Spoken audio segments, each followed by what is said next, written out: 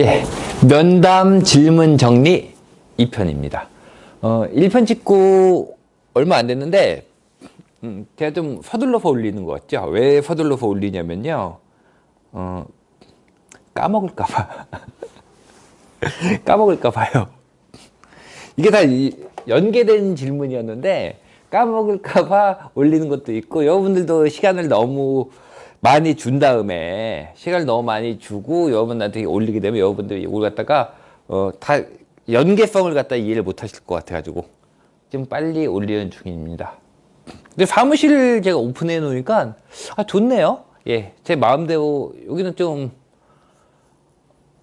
제 집 근처니까 마음대로 찍을 수 있고, 제가 요즘 아침 일찍 일어나서 출근하는 연습을 하는 중입니다. 얼른 이거 몇몇 질문들 정리하고, 또 그 다음에 여러분들 면담 다시 받고 해야겠죠? 내년 밴드 준비 중이에요. 밴드 준비 중인데, 12월 말까지 봤는데, 재가입하실 분들은 가능하면 12월 안으로 해주시면 좀 좋습니다. 보시면 아시겠지만, 신규 밴드 분들도 받고 이렇게 하는데, 명단 정리가 되게 오래 걸려요. 생각보다 여러분 생각보다 중노동입니다. 여러분들이 생각하시는 것보다 훨씬 중노동이에요. 이게. 그래서 그 시간이 좀 걸리다 보니까, 그거 한번 말씀드리고 시작하겠습니다.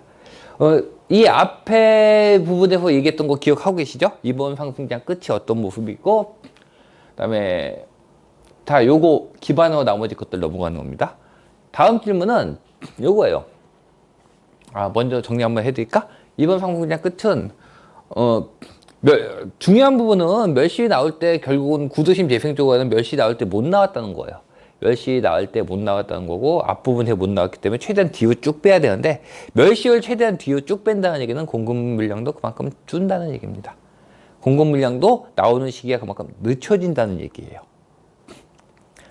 그러니까 늦춰진다는 얘기이기 때문에 아직은 뭐 그걸 걱정할 필요는 없을 것 같고, 그 다음에 그렇다 하더라도 가격이 많이 올랐잖아요. 가격이 많이 오르고, 그 다음에 시장이 중후반이 되게 되면 원래 정석은 이때부터는 최상위층, 최고층, 그냥 이렇게 피라미드에서 최고층은 보통 주제 쪽이 많이 걸려요. 그 다음에 보유세 쪽이나 양도세 쪽이나 또는 뭐 이것저것 많이 맞습니다. 피곤해져요, 굉장히. 그래서 아마 지금 분당에서 서울로 하고 해놓고 제가 했지만, 중상급지에서 최상급지로 가야 되느냐는 질문이었는데, 최상급지 분들은 아마 사회 고민이 없으실걸요, 지금? 최상급지에 일단 들어가신 분들은 별로 고민이 없으실 거예요. 왜냐면 뭐 선택의 여지가 별로 남지가 않았습니다. 예. 그냥 일시적 2주택이나 뭐 2주택, 1주택 뭐 요걸 내고 하시는 거 말고는 선택의 여지가 별로 없어요. 왜냐면 까딱 잘못 건드렸다가는, 딴 것도 잘못 투자 건드렸다가는 현재 가지고 계신 거에 양도세 쪽에 문제가 생길 수 있기 때문에, 그럼 그게 훨씬 더 크기 때문에 사실은 선택의 여지가 별로 없습니다. 예. 그래서 오히려 중상급지나 중급지 정도에서 더 갈아타는 분들이 사실은, 그래서 이 질문이 많이 나온 거예요. 똑같은 질문 제가 3번 받았습니다. 3번. 거의 같은 질문을 3번을 받았는데, 그래서 이 질문이 많은 겁니다. 중상급지에서 상급지 갈아타야 되느냐? 뭐 아래쪽에서 중급지에 갈아타야 되느냐, 뭐 당연한 얘기고, 중급지에서 상급지로 갈아타야 되느냐, 그것도 뭐 당연한 얘기인데, 상급에 중상에서 최상급으로 갈아타느냐 하는 거는 지금 막 고민이 되는 시기라는 얘기죠. 근데 이 정도가 되면 원래 최상급 쪽에서는 수익률은 좀 떨어져요. 투자하기 쉽지 않고. 또 중상급지들, 왜냐면 지금 약간은 중급지나 중하급지 쪽이 그래도 많이 지금 치고 올라오고 있거든요. 그러다 보니까 지금 중상급지는 그렇게 비싸다는 느낌이 들지가 않아요. 그렇게 비싸다는 느낌이 들지가 않아요. 중급지가 많이 치고 올라와 보이니까. 그래서 지금 상황에서 중상급지에서 최상급지로 갈아타는 거는 뭐 취향마다 다른데, 이거는 의견입니다. 의견이기 때문에 여러분들 취향마다 다르긴 한데, 지금은 정석은 아니다. 투자 수익이라는 면에서 봤을 때, 뭐 실거주하면 가셔야죠, 당연히. 투자 수익이라는 면에서 봤을 때는 정석은 아니다. 물론 중상급지가 올라간 다음엔 최상급지가 다시 올라갈 텐데, 다시 올라갈 거고 보고 있습니다.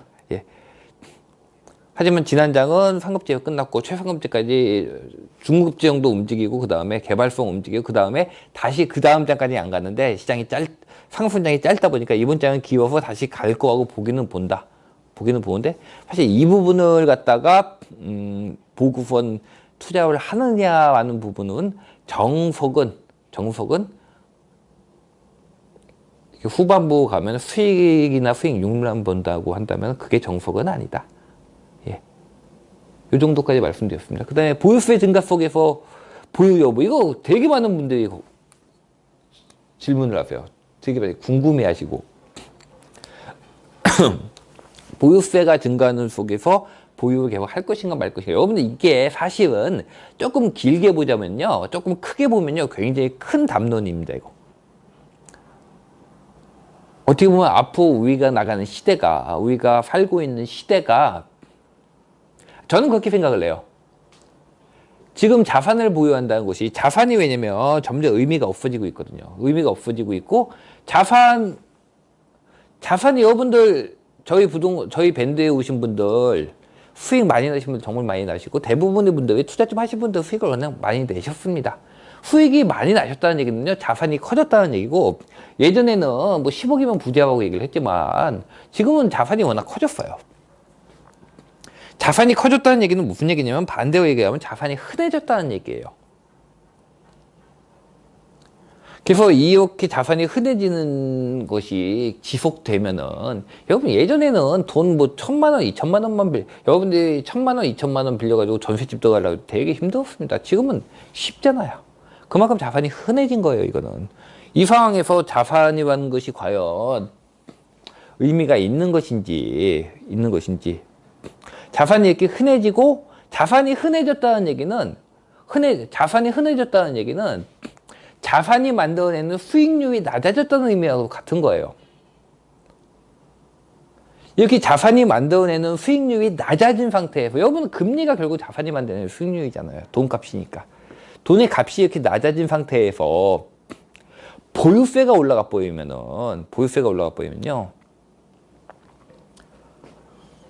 굉장히 타격이 큽니다. 예전같이 뭐 7% 수익률 정도가 나왔을 때, 7% 수익률이 나왔을 때, 뭐 이 자산에 대한 세금이 1%가 나온다고 하면은 그 외 7에서 6%가 떨어지네. 6% 떨어지네. 그러면 전체적으로 10몇 %가 날아가네가 되겠지만, 그게 아니라 4%인 상태에서 1%가 뛴다고 하면요, 4분의 2이 날아가는 거예요. 자산에 대한 수익률이 3%에서 2위 1%가 올라간다는 얘기는 자산에 대한 세금이, 보유세가, 그러면은 거의 3분의 2이 날아가는 겁니다. 굉장히 큰 거예요, 이거는요. 제 생각에는 이건 어떻게 보면 일종의, 저는 이거 약간 시대적 흐름 아닌가 생각을 해요. 제가 예전에, 뭐 제 분야는 아니지만, 망상에만 그래서 썼지만 자산의 의미는 점점 퇴색하고 있다. 자산이 만들어내는 수익률도 점점 퇴색을 하고 있다. 이 상황에서 자산에 대해서 세금을 떼우는 경향은 점점 강해지고 있다. 뭐 우리나라만 그런 게 아니라 전국적으로. 미국 대통령 선거가 끝났죠? 예, 그래서 끝났나? 지금 이게 끝난 거 맞죠? 예. 했는데 원래 미국에 민주당 경선 쪽에 샌더스 후보가 나왔었는데, 그 후보가 자산에 대한 세금을 얘기했던 걸로 알고 있어요. 그리고 굉장히 위험하다고 얘기를 했던 게 자산에 대한 세금을 얘기했던 것 같은데, 뭐 저도 사실 아시다시피 저는 정치적에 크게 관심이 없어서 잘 모릅니다. 뭐 공약 한번 읽어본 적 없는데 기사에서 얼핏 봤어요. 자산에 대해서 뭐 3%의 세금을 얘기하는 것 같은데, 수익에 대해서 3% 세금이 아닙니다. 자산에 대해서 3% 세금이에요. 자산이 3%를 만들어내지 못하는 상황이에요, 지금. 자산이 만들어낸 수익률이 3%가 지금 간당간당해요. 간당간당합니다. 여러분들, 상가 같은 경우에 지금 수익률이 3에서 4% 나옵니다. 3에서 4% 나와요. 그리고 이 구분 상가 같은 경우 4% 좀 넘고요. 4에서 5% 정도 되고요. 그 다음에 단독으로 돼 있는, 토지하고 이게 따로 돼 있는, 여러 칸 중에 한 칸 말고 그냥 단독으로 돼 있는 상가의 수익률은요, 4% 안 돼요, 지금. 3% 정도밖에 안 나오고요. 신규 택지나 이런 데 가보면요, 2에서 3%가 나옵니다. 수익률이. 이 자산의 수익률이 2에서 3%인데 여기에 대해서 3%의 세금을 떼이게 된다는 얘기는 무슨 얘기냐면 내가 자산이 많고 적고 상관없습니다. 이건 비율이거든요. 비율. 이건 비율이기 때문에 내가 자산이 많다고 커버가 되는 게 아니에요. 자산이 많으면 오히려 타격이 더 큽니다. 이거는. 내 자산이 매년 줄어든다는 걸 의미해요. 그럼 만약에 내가 2%인데 자산의 수익률이 2%인데 3% 세금을 떼면요 매년 자산이 마이너스 1%씩 준다는 얘기입니다. 마이너스 1%씩 매년 준다는 얘기예요. 그러니까 이거는 뭐 내 자산이 정말 부자다. 100조가 있다. 그럼 매년 마이너스 1조씩 난다는 얘기예요. 자산만 가지고는. 이렇게 되는 얘기죠.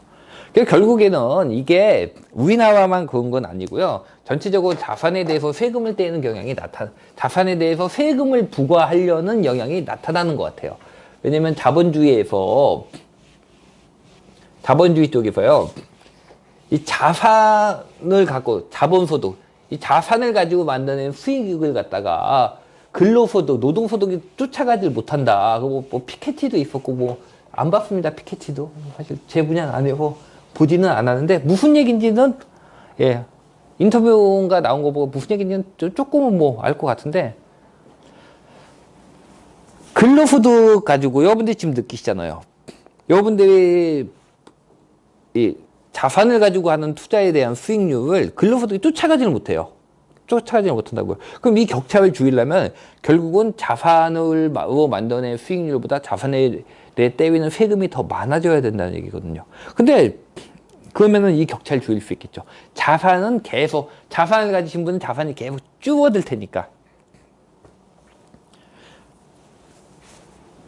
근데 한편으로 이거는 이게 자본주의가 맞나 하는 생각도 해요. 이게 자본주의인가요? 자본이, 그 제가 부임자산이라고 글도 몇 번 올렸었는데 자산이 수익을 만들어내지 못하는 상황이 자본주의가 맞는지는 잘 모르겠습니다. 하여간에 그런 상황인 것 같아요. 지금 그러니까 여러분들이 보유세가 증가하는 이게 그거예요. 보유세가 지금 말씀드린 자산에 대한 세금이 보유세예요. 보유세. 그래서 제가 법인 쪽에 대해서 6% 나왔을 때 이것은 불가능하다. 왜냐면 자산이 만들어내는 수익률이 6%가 안 되는데 지금 3% 수준인데 여기에 대해서 보유세를 6%를 떼인다는 얘기는 자산이 3%밖에 자산이 지금 만드는 수익이 3%에서 4%를 보고 있는데 여기서 6% 세금을 떼인다는 얘기는 매년 마이너스 2에서 3%가 난다는 뜻이에요. 이건 하지 말라는 얘기죠. 하지 말라는. 그래서 내가 법인에 대해서 이거 나왔을 때 이거는 정부가 무슨 뜻이냐면 뭐 세금을 많이 걷어들이겠다는 뜻이 아니라 그냥 하지 말라는 뜻입니다. 이거는 하지 마세요 라는 뜻이에요. 이건 장기적으로 본다면 정말로 장기적으로 본다면요 이거는 무조건 마이너스예요. 자산이 6% 이상의 그럼 이게 의미 있는 수익이 나오려면 자산이 6%를 넘어서 뭐 한 10% 정도의 수익을 항상 매년 만들어내야 돼요. 여러분 자산이 매년 10% 이상의 수익을 갖다가 아주 장기적으로 만들 수 있다면은 그런 게 있나요? 저희가 뭐 워런 버핏도 아니고 10% 이상의 수익률을 갖다가 장기적으로 그냥 10년, 20년 만들어낼 방법. 이건 쉽지 않습니다. 이거 여러분들 자산이 많아지면 10%의 수익률도 되게 커요. 되게 큽니다. 적지 않아요. 여러분 자산이 20에서 30억 정도 이번 상승장에 2, 30억 만드신 분이 있거든요. 10% 이상이면 1년에 3억씩입니다. 그 자산을 가지고. 이거 쉽지 않아요. 쉬운 얘기 아닙니다. 그래서 지금 보유세가 증가한다는 것 자체가 저는 이런 의미라고 봐요. 자산에 대해서 이렇게 여러분들이 가지고 있는 단지 여러분들 보유세가 증가하는데 이걸 가지고 있어야 되나라고 생각을 하시지만 그게 어떻게 보면 좀 크게 보자면 좀 전 세계적으로 발생하고 있는 일이에요.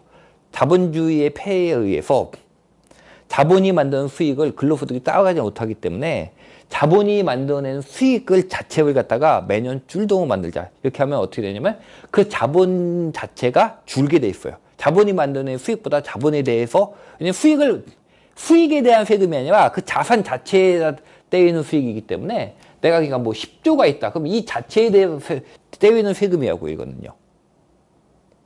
그럼 이거 다 3%를 떼면 10조, 1조, 3천억. 10조가 있으면 3천억을 떼겠다는 얘기예요.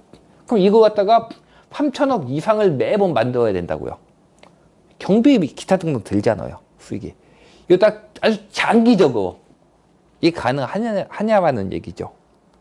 그러니까 이런 식으로 해가지고 자산을 갖다가 자산이 자본주의인데 자본이 가지는 의미를 갖다가 줄이겠다는 얘기입니다. 어떻게 보면 여러분들이 고민하는 게 이 문제예요, 지금. 이렇게 보유세가 증가하는 속에서 결국 자산을 보유를 해야 되는가. 부동산에 대해서 얘기하자면 부동산에서 보유세가 증가하는 속에서 부동산에 대한 걸 보유를 해야 되는가라는 문제인 것이죠. 예. 이렇게 보면 여러분들 이거는 전혀 다른 문제처럼 느껴지실 수가 있어요. 그렇죠? 우리가 지금까지 공부했던 문제와는 뭐 수요 공급을 따지고 신쌤은 공급만 보시잖아요 라고 얘기를 하시면서 갑자기 왜 이번 뭐 세금 문제가 나오고 유동성 얘기가 나오고 하느냐라고 생각을 하실 수도 있는데 제가 여기에 대해 답변을 내리자면요, 제 생각은 이거 역시 공급 문제입니다. 부동산을 들어오는 순간 로마에 가면 로마의 법을 따라야 되듯이 보유세 하는 문제도 부동산에 들어오면 부동산의 법을 따라야 돼요. 그럼 부동산이 말하는 로마법은 뭐냐면 공급이 결국은 가격을 결정한다는 거예요. 이게 부동산 안에서의 거의 절대 법입니다. 보유세라는 거는 여러분들이 보유세가 만약에 제가 보유세에 대해서는 그렇게 말씀드렸어요. 이건 무조건 지는 게임이다. 보유세를 증가시켜서 조금 확대시켜 드릴게요. 화면을 조금 확대시켜 드리겠습니다. 네. 보유세를 증가시켜서 가격을 잡겠다는 얘기는 이건 무조건 지는 게임이다. 이거는 성공할 수가 없다 라고 말씀을 드렸었죠. 그 예전에 이번에 부총리님 전에 계셨던 김동현 부총리님인가? 김동헌? 그분이 보유세를 부동산 가격을 잡는 목적으로 사용하지는 않겠다. 이건 아니다. 보유세를 때린다면 보유세의 목적은 부동산 가격을 잡는 목적으로 나오면 안 된다라고 얘기를 하셨는데, 그래서 욕을 많이 드셨지만은 맞는 얘기입니다. 보유세를 갖다가 부동산 가격을 잡겠다는 목적으로 사용하게 되면요, 이거는 무조건 정부 입장에서 지는 게임이에요. 이기는 게임이 될 수가 없어요. 두 가지의 경우가 있습니다. 1번과 2번. 그렇죠? 2위제. 결심했어. 그래서 1번, 2번. 성공했을 때. 실패했을 때. 보유세와 부동산 가격을 잡을 목적으로 정책을 내놨는데 성공했을 때, 실패했을 때. 실패했을 때부터 볼게요. 실패했을 때는 보유세를 올렸는데도 가격이 계속 올라가는 거예요. 이건 그냥 실패입니다. 이거에 대한 긴 설명은 필요 없어요. 그럼 말 그대로 정책 실패고, 지금 공급 부족 상태에서 계속 가격이 올라간다는 것이기 때문에 딴 것도 없습니다. 그냥 계속 실패예요. 실패일 뿐이에요. 이렇게 되면. 문제는 여러분들이 고민하시고 걱정하시는 건 이거죠. 성공했을 때. 보유세를 올려서 가격을 잡는 게 성공했을 때. 그럼 요거는 몇 단계로 나눠서 볼 수가 있습니다. 이건 지울게요. 실패했을 때는 뭐 어차피 실패한 거니까.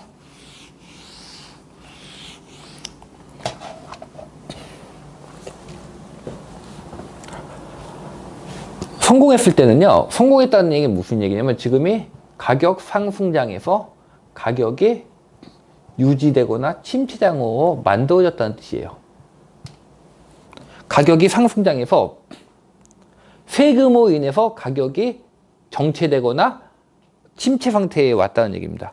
이거는 곧바로 두 번째로 넘어가요. 제가 예전에 말씀드렸지만, 자, 상승하는 자산을, 여러분들 보유세가 무서운 게 뭐냐면은, 제가 앞에서 쭉 말씀을 드리면서 얘기했지만, 이건 장기적으로 봤을 때라고 얘기했는데, 왜 계속 장기적으로 봤을 때라고 얘기를 하냐면요, 보유세라는 건 이익에 대해서 떼이는 세금이 아니에요. 보유세는 그냥 자산을 보유만 해도 떼이는 세금입니다. 그렇기 때문에 이거는 경기가 좋던 나쁘던 내가 수익을 냈던 수익을 못 내던 상관없이 그냥 계속 나오는 세금이에요. 늘 같이 나와요. 보유세가 무서운 건 그래서 무서운 거예요. 그리고 피케티 얘기를 하면서도 뭐 근로소득이 뭐 하면서 그 얘기했던 게 무서운 이유가 뭐냐면은, 여러분들이 이 두 개가 많이 다르다는 걸 아셔야 돼요. 구조상 안 된다는 거예요. 피케티 책 한 줄도 안 읽어봤지만 아마 그 얘기를 하고 싶었을 겁니다. 근로소득은 자산소득을 못 따라잡는데 이게 그냥 안 되는 게 아니라 구조적으로 안 된다는 거예요.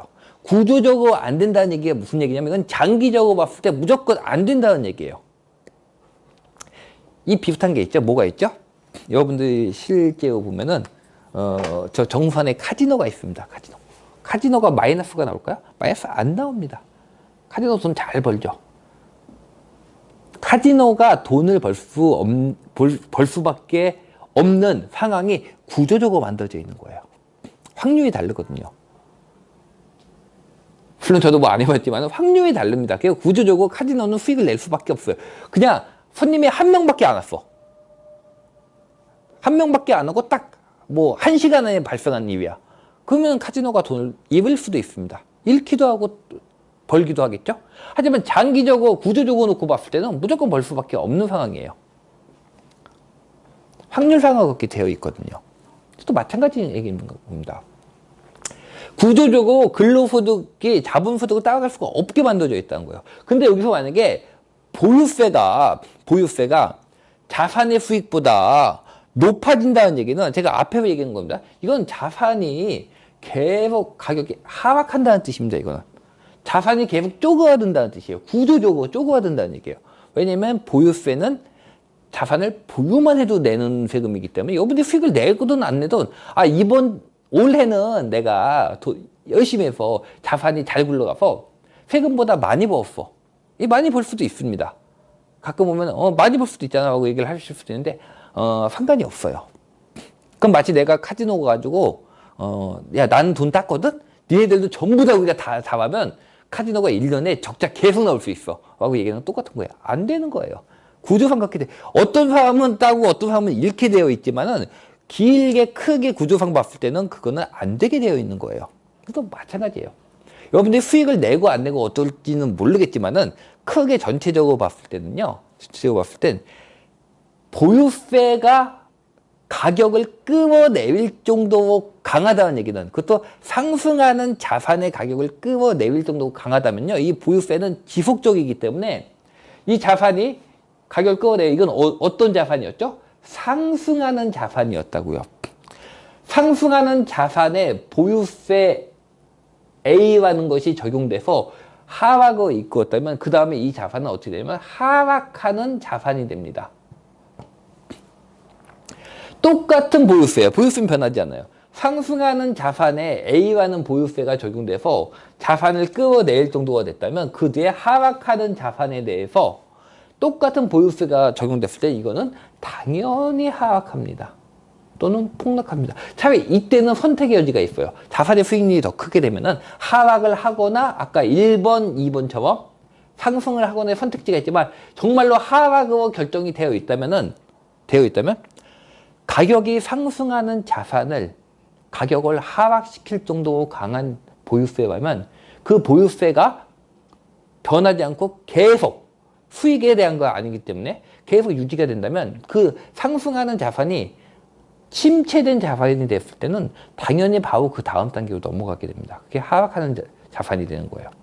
하락하는 자산에 대해서 높은 보유세라는 얘기거든요. 상승하는 자산을 떨어뜨릴 정도로 높은 보유세가 하락하는 자산에도 똑같이 높은 보유세라면요. 하락하는 자산이 맞는 타격은 상승하는 자산이 맞는 것보다 훨씬 큽니다. 그럼 어떻게 될까요? 1번 성공했어. 정책에 성공해서 가격이 상승하던 자산이 가격이 침체나 약간 정체나 침체 상태로 돼. 그 다음은요. 바로 가격이 하락. 그 다음은 가격이 폭락. 가격 그래프는 이렇게 나와야 됩니다. 이렇게 나온 거예요. 이렇게 나올래나? 이건 정책 성공일까요? 이건 정책 성공 아니에요. 이게 왜 정책 성공이 아니냐면은, 자, 두 번째 넘어가 봅시다. 정책 성공이 아니냐면, 자, 이 자산에 대해서는 이건 이미 비전이 없어요. 이거는. 비전이 없습니다. 무슨 얘기냐면, 공급 자체가 멈추게 돼요. 멈추게 됩니다. 공급 안 나와요. 여러분, 이 자산에서 공급이 나오겠어요? 상승하는 자산을 끌어낼, 이건 끌어낼 정도의 보유세가 나와가지고 가격이 이렇게 똑같은 보유세가 적용되니까 즉 100kg의 무게축을 갖다가 어떤 튼튼한 사람이 있는데 100kg 무게축 올려놔가지고 이 사람이 무너질 정도야. 서 있을 때 100kg를 버텼어. 근데 계속 올려가지고 보유세를 갖다 더 크게 해가지고 이건 계속 붙어있어 등에. 이 사람이 이제 더 이상 힘들어서 이렇게 넘어지려고 해. 이렇게 무너지고 있어요. 무게는 똑같아. 어떻게 될 것 같으세요? 순식간에 팍 무너져요. 팍 무너집니다. 그러니까 보유세를 갖다가 자산 가격을 잡을 목적으로 내놨다는 얘기는요, 자산의 폭락을 만들어낸다는 뜻이에요. 언제까지? 무기한. 왜? 보유세니까. 이게 양도세면은 달라요. 양도세거나 수익에 대한 세금이면 조절이 가능한데, 보유세는 조절 자체가 불가능해요. 이건 그냥 이거예요. 이게 그냥 끝입니다. 이게 정책의 성공일까요? 정책 성공 아니에요. 이렇게 되면은 부양책을 내놔야 돼요. 부양책 내놔야 되고 내놓을 겁니다. 뭐가 됐든 간에. 보유세 약하게 하든지, 여기 조절을 하든지, 뭐 이런 식으로 하겠죠. 자. 공급자 입장에서는 이렇게 되면 공급은 완전히 끊어지게 됩니다. 끊어지게 돼요. 그러니까 우리나라는 이 이후는 신규 공급은 없었다. 옛날 이야기에 나온 것처럼 그리고 그 나라는 공급이 없었대요 하면서 옛날 이야기 책이 끝. 그러니까 요게 됩니다. 그 뒤가 내용이 나올 수가 없어요, 이거는요. 그 나라는 그 이후 공급이 없었답니다 라고 하고 딱 끝이 나옵니다. 이 자체는 제 생각에는 불가능해요. 불가능하고 반드시 공급은 나올 수밖에 없습니다. 왜냐면 공급이 그 뒤에 안 나왔다는 얘기는 여러분들이 다 지금 노후주택 많은 상태에서 다 10년, 20년 되고 이제 30년차, 40년차 주택이 50년, 60년, 70년이 되고 다 무너졌다는 얘기인데 그래서 우리나라가 다시 석기 시대로 들어갔다는 얘기인데 이건 불가능해요. 그럼 공급은 나와야 돼요. 공급이 어떻게 나올 수 있을까요? 공급은 어떻게 나올 수 있을까요? 공급이 나오는 방법은 이 상태의 공급이 나오는 하나입니다.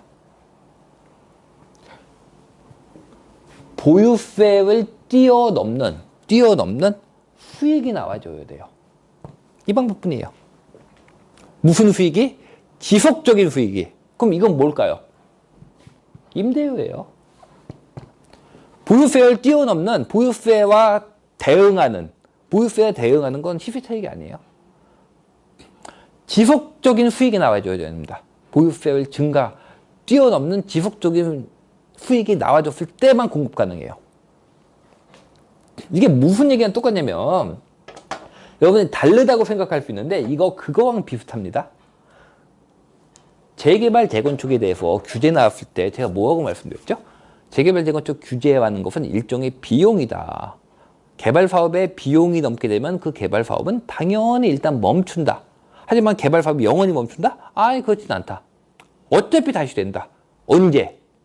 그 개발 사업의 사업성이 수익성이 추가된 비용을 뛰어 넘어갔을 때 추가 비용이 뭐 100만 원이 됐다면 수익성이 올라와서 그 추가 비용을 갖다 모두 다 감안하고도 수익이 날 수 있을 만큼 그래서 규제나 세금이나 뭐 기타 등등이 나왔다 하더라도 그거는 사업을 나오는 순간에는 당연히 비용이 증가하는 거니까 수익이 감소하는 것이고 지분 가격 하락을 만들고 하지만 다시 스타트하려면 어떻게 되면 돼요? 지분 가격이 다시 올라가면 돼요. 지분 가격이 다시 올라갔다는 얘기는 무슨 얘기예요? 그 비용을 감수하고도 수익이 더 커졌다는 뜻입니다. 결국은 돼요. 그것이 안 되면 그 사업은 진행이 안 되고 공급은 안 나오거든요. 똑같은 얘기예요. 결국은 이걸 뛰어넘는 수익이 나와줘야 돼요. 수익이. 임대료에서 이걸 뛰어넘는 수익이 나와줘야 되는 겁니다. 보유세의 증가는 결국은 공급의 감소, 공급을 멈추게 됩니다. 가격을 하락시킬 정도면 그 앞으로 공급은 나오지 못하게 된다. 이것은 자연스럽게 그러면 이거는 그 이후로 대한민국에서는 새로운 주택을 아무것도 짓지 않았더래요와 같은 비정상적인 동화 같은 이야기가 나오지 않기 위해서는 방법은 하나밖에 없다는 거예요. 이걸 뛰어넘는 수익이 나와줘야 돼요. 어디서 나올 거냐면 이건 지속적인 수입이 나와줘야 되기 때문에 임대료 쪽에서 나올 겁니다. 이해 가시나요? 그럼 언제 임대 쪽에 수익이 언제 나오냐면요. 대부분 이런 거는요. 공급량이 꽤 있는 상태에서 이런 식으로 나오게 되면 공급이 끊어졌다는 건 뭐죠? 야, 저희 최근에 정부 국토부 장관님이 하신 얘기를 되게 많이 들었죠? 언제 결정됐다? 5년 전에 인허가 물량이 결정됐다고 얘기했죠? 예. 근데 뭐 인허가 물량까지는 안 간다 하더라도 최소 2에서 3년입니다. 2에서 3년. 계획되고 공급되는 데까지. 그래서 이런 식의 공급이 끊어지면은 공급이 끊어진 것이 시장에 영향을 미치는데도 마찬가지로 2년 정도가 걸려요.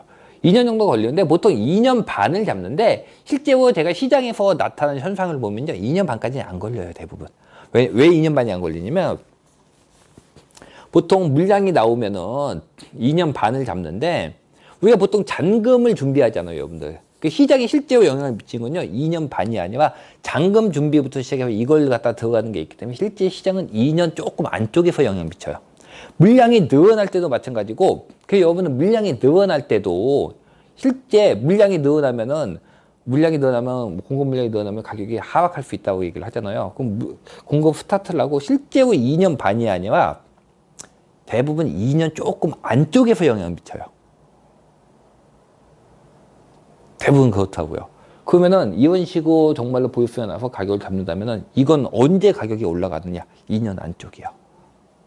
근데 문제는 뭐냐면 이미 공급 부족이 가는 거예요. 여러분 지금 전세가 올라가는 거 보이시죠? 임대가 올라가는 거 보이시죠? 이건 공급이 있을 때 2년 뒤에 폭등이 발생한다는 거예요. 2년. 그러니까 공급이 있을 때 대강 2년 정도, 1년 8개월, 1년 10개월 정도 지났을 때 폭등이 발생한다는 건데 문제는 이미 없다는 거예요. 지금 이 없는 상황에서 이게 엎친 데 덮치는 거예요. 이거는. 보유세로는 부동산 가격 못 잡습니다. 무서운 일 발생할 수도 있어요. 지금 보유세를 증가시켜 잡겠다고 하면은요. 정말로 보유세를 내놨는데 가격을 못 잡고 올랐다. 그럼 사람들이 또 욕을 하겠죠. 정부 이 바보같이 하고 욕을 하겠죠. 그게 행복한 건 줄 아셔야 돼요. 정말로 보유세를 내는데 가격이 잡혔다. 보유세가 어마어마하다. 그냥 다 상관없이 한 10% 떼었다. 보유세가 정말로 무시무시하다. 라고 나왔을 때는요. 그때는 진짜 무서운 일 발생합니다. 진짜 무서운 일 발생해요. 근본적으로 보유세로는 주택 가격을 잡을 수가 없다. 보유세가 강화돼서 주택 가격 상승을 잡는다 하더라도 그거는 2년 안쪽으로 영향을 미친다. 전체적으로 봤을 때입니다. 그럼 법인은 어떤 거냐? 법인 보유세 올렸잖아요. 그럼 이거는 어떠냐고 보실 수 있는데 그거는 뭐랄까 시장 전반에 미치는 영향은 아니에요. 전반에 미치는 영향은 아닙니다. 이런 식으로 타켓으로 작동을 하는 거는요, 시장 전반에 영향을 미치는 부분은 아니기 때문에 그것 때문에 뭐 이렇게 된다고 얘기할 수는 없습니다. 그 부분은 말고 전반적으로, 그러니까 시장 전반적인 보유세를 올려가지고 가격을 잡겠다라고 하는 거는 거의 불가능하다고 보셔야 돼요. 크게 보자면 이렇습니다. 두 번째, 짧게 보자면 지금 보유세가 많이 올라간 거 맞고 이 안에 어떻게 해야 되나 고민하시는 분들이 많은데 제 생각에는 지금 보유세가 가격을 잡을 만큼 나올지 안 나올지는 모릅니다. 예. 보유세는 점점 강화되는 쪽이긴 하지만요. 모릅니다. 이 상황에서 하면 저는 지금부터 지금 수도권 물량고가 끝나는 거 여러분 느끼고 계세요? 제가 2020년에 특이점이 있다고 여러분 느끼고 계신 분도 계실 것 같은데 수도권 쪽 지금 갱신권도 물론 그 공시를 늘려서 그 효과를 가져오긴 했는데 근본적으로 그 갱신권이 문제가 아니에요. 근본적으로는 공급이 없다는 게 문제예요. 그냥 일단 공급만 많았으면요 갱신권 하던 말도 상관없습니다. 그러면은 전세 가격을 올려야 될 때도 있거든요. 올려야 될 때도 있습니다. 시장 부양해야 될 때도 있어요. 그럼 그때 갱신권 만들면 될 거 아니에요. 그럼 전세 가격이 올라갈 테니까. 아니에요. 그거는 메인 요인가 아니에요. 메인은 그냥 공급량이 없다는 거예요. 문제는 공급량이 없는데 수도권도 없고 지방도 없다는 거예요. 그나마 지방에 없었는데 지방은 공급량이 올해 나올 타이밍이었거든요. 왜냐면 올해 하반기부터 가격이 올라가면서 다 지방 쪽에서 물량이 나왔어야 될 타이밍인데 이게 정부 규제가 나오면서 다 꺾였어요. 대표적인 게 대전 같은 경우에 인허가 물량이 6천, 4천 대다가 2019년 작년에 15,000까지 올라갔어요. 작년 대전 인허가 물량이 15,000인가 14,000인가 15,000 나왔어요. 원래 얼마였냐고요? 4천, 5천 나왔어요. 4천, 5천, 3배 뛰었습니다. 3배. 가격이 이렇게 뛰면은 공급 물량이 빵 터지거든요. 이 빵 터진 공급 물량이 나오면서 시장이 본격적으로 이제 하락을 들어가는 거예요. 원래 1차 반등 나오고 1차 반등 때 공급량 1차 반등 때 하락했다가 1차 반등하면서 밀려있던 공급량이 팡 터져 나오고 그 다음에 긴 하락을 들어가는 게 보통의 패턴인데 이번에는 1차 반등이 딱 나오는 순간에 정부가 정책이 딱 나와주면서 공급을 다 막아버렸어요. 신규 분양이 다 멈춰버렸어요. 이게 뭐, 그 뒤에 보시면은, 대전 같은 경우도 그렇고, 딴 데들, 공급 물량이, 울산 같은 경우도 공급 물량이 빵 터지라고 하다가 정책 나오면서 다 멈췄습니다. 그래서 이거 좀 지속될 수밖에 없어요, 지금. 원래 지방들 인허가 물량이 터지는 시기였어요, 원래 하반기 좋은 거 빵빵 터져줘야 되는데, 인허가 물량이 하나도 못 터지고 있어요, 지금. 여기 살짝 봤는데 인허가 물량이 못 터지고 있습니다. 그럼 이거 상승량 좀 길게 갈 수 있다는 얘기예요. 수도권과 전국이 전부 다.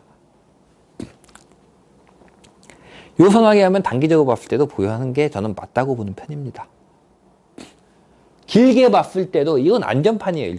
일종의 추세와 같은 안전판이기 때문에 길게 봤을 때도 얘가 막아주는 게 있고 단기적으로 짧게 봤을 때는 지금이 굉장히 강한 시기예요. 실거주장이라고요. 실거주장에서는 규제로 못 막아요.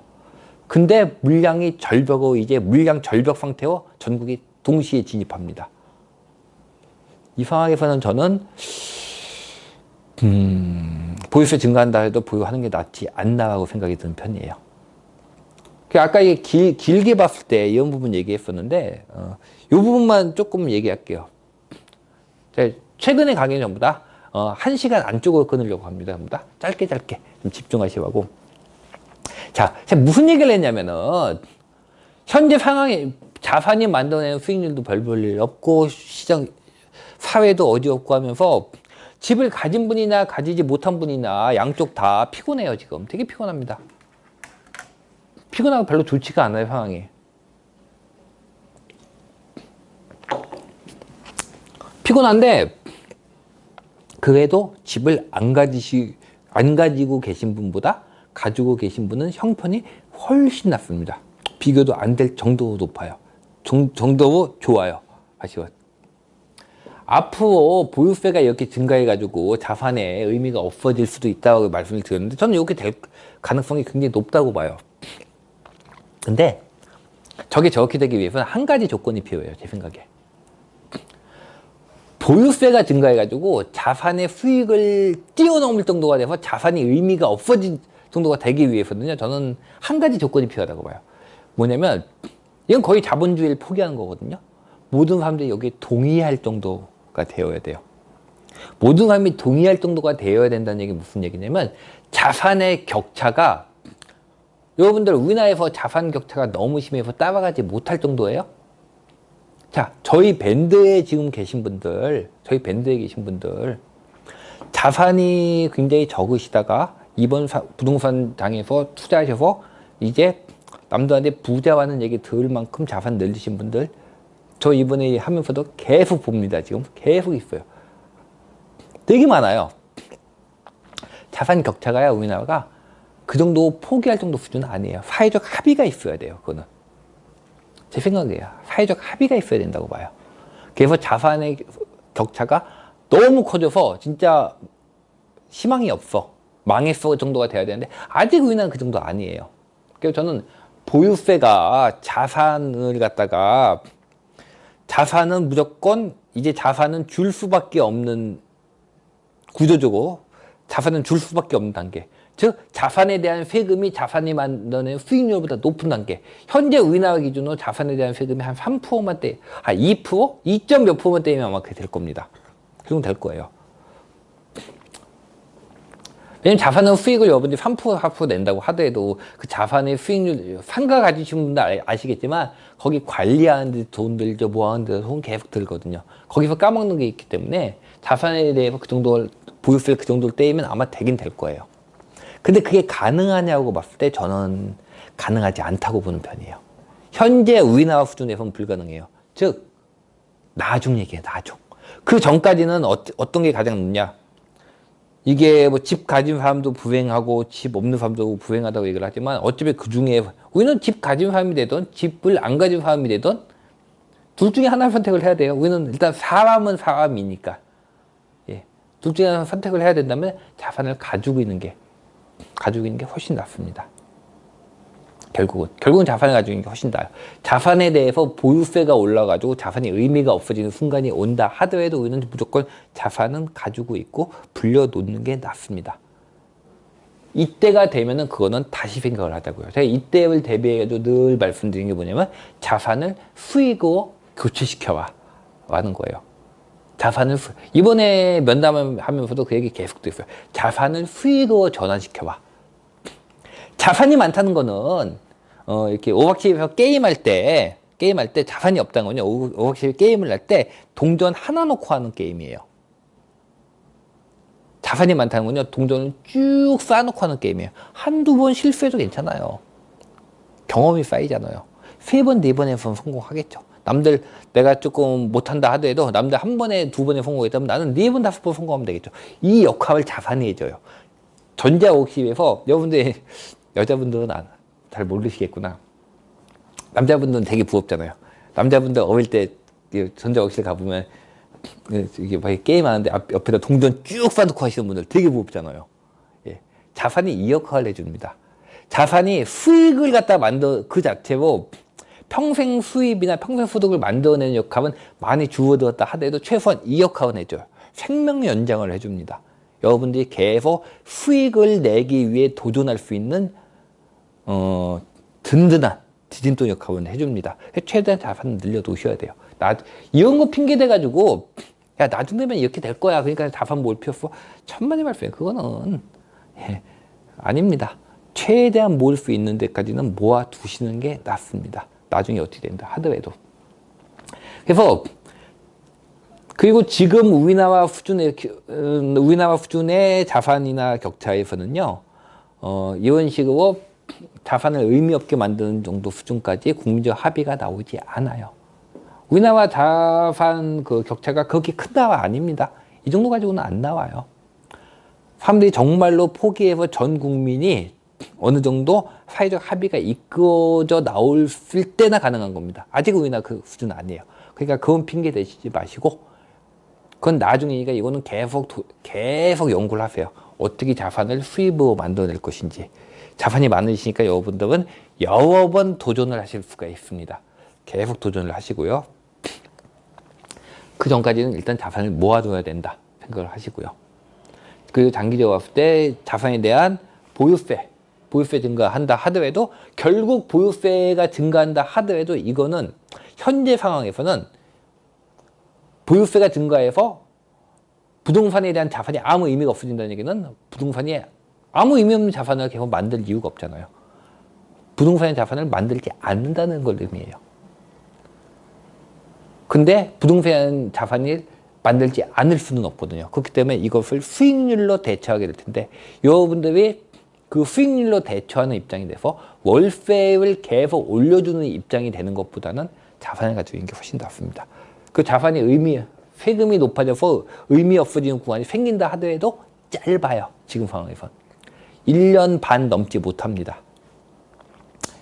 보통의 경우에 부동산 같은 경우에 1년 반 정도를 잡지만은 지금 현재 상황에서는 1년 반 넘지 못해요. 즉 가지고 계세요. 그냥 가지고 계시면 됩니다. 자, 다음 할 게 취등록세 증가가 하는데 매입을 해야 될 것인가 하는 분인데 요거는 다음 편으로 나누겠습니다. 어떻게 얘기하다 보니까 조금 길어졌네요. 원래 이렇게 길게 얘기할 생각은 없었는데 짧게 하고 다음 거 넘어가려고 했는데 좀 길게 얘기했습니다. 이 부분 이 부분은 제 블로그에 보면 망상이라는 글이 있거든요. 거기서 제가 정리 좀 해놨어요.